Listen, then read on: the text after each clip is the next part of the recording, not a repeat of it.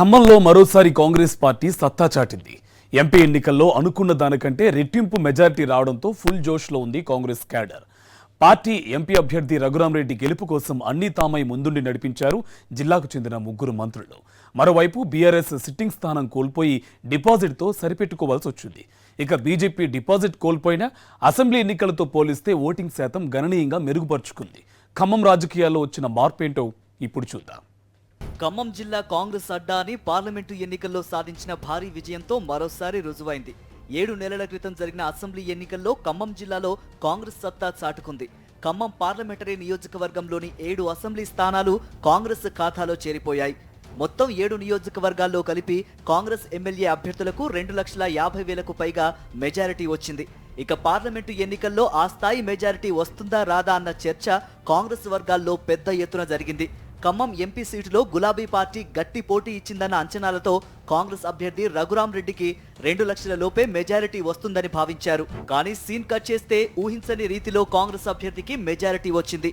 రామ సహాయం రఘురామరెడ్డి 4,67,000 భారీ మెజారిటీతో భారీ విజయం సాధించారు. ఖమ్మం లోక్సభ ఎన్నికల చరిత్రలోనే ఇది రికార్డ్. మొత్తం 7 నియోజకవర్గాల్లోనూ కాంగ్రెస్ ఎంపీ అభ్యర్థికి మంచి మెజారిటీ లభించింది. ఒక్క అశ్వారావుపేట నియోజకవర్గంలో మాత్రమే 42,000 మెజారిటీ రాగా మిగిలిన 6 స్థానాల్లో 60,000కు పైగా మెజారిటీ వచ్చింది. జిల్లాకు చెందిన మంత్రులు పొంగులేటి శ్రీనివాసరెడ్డి, తుమ్మల నాగేశ్వరరావు, డిప్యూటీ సీఎం మల్లు భట్టి విక్రమార్క కాంగ్రెస్ విజయం కోసం విస్తృతంగా ప్రచారం చేశారు.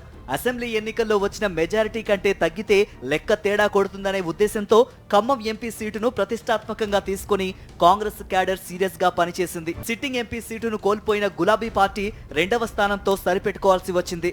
2,99,000 ఓట్లతో బీఆర్ఎస్ అభ్యర్థి నామా నాగేశ్వరరావు డిపాజిట్ దక్కించుకున్నారు. ఇక బీజేపీ అభ్యర్థి డిపాజిట్ కూడా కోల్పోయి 3వ స్థానంకు పరిమితమయ్యారు. బీజేపీ అభ్యర్థి తాండ్ర వినోద్ రావుకు 1,18,636 ఓట్లు మాత్రమే వచ్చాయి.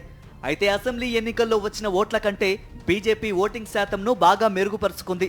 ఖమ్మం పార్లమెంటు సెగ్మెంట్లోని 7 నియోజకవర్గాల్లో కలిపి 50,000 లోపు ఓట్లు కూడా బీజేపీ అభ్యర్థులు అసెంబ్లీ ఎన్నికల్లో తెచ్చుకోలేకపోయారు. పార్లమెంటు ఎన్నికలు వచ్చేసరికి ఎంపీ అభ్యర్థికి 1,00,000కు పైగా ఓట్లు వచ్చాయి. దీంతో రాబోయే రోజుల్లో ఖమ్మం జిల్లాలో పార్టీని మరింత బలోపేతం చేసుకోవడానికి ఈ ఓట్లు ఉపయోగపడతాయని, దీనివల్ల క్యాడర్లో ఉత్సాహం వస్తుందని బీజేపీ నేతలు ఆశిస్తున్నారు. మొత్తం మీద ఖమ్మం ఎంపీ ఎన్నికల ఫలితాలు 3 ప్రధాన పార్టీలకు భిన్నమైన ఫలితాలను ఇచ్చింది. ఖమ్మం కాంగ్రెస్ అడ్డా అని మరోసారి రుజువు చేసుకుంది. ఓట్ల శాతాన్ని పెంచుకొని పార్టీని బలోపేతం చేసుకోవడానికి బీజేపీకి అవకాశం లభించింది. సిట్టింగ్ స్థానాన్ని కోల్పోయి బీఆర్ఎస్ శ్రేణులు నిరాశలో కూరుకుపోయారు. మొత్తానికి ఖమ్మం ఖిల్లా కాంగ్రెస్ అడ్డా అని ఖమ్మం పార్లమెంటు గెలుపుతో మరోసారి రుజువైంది.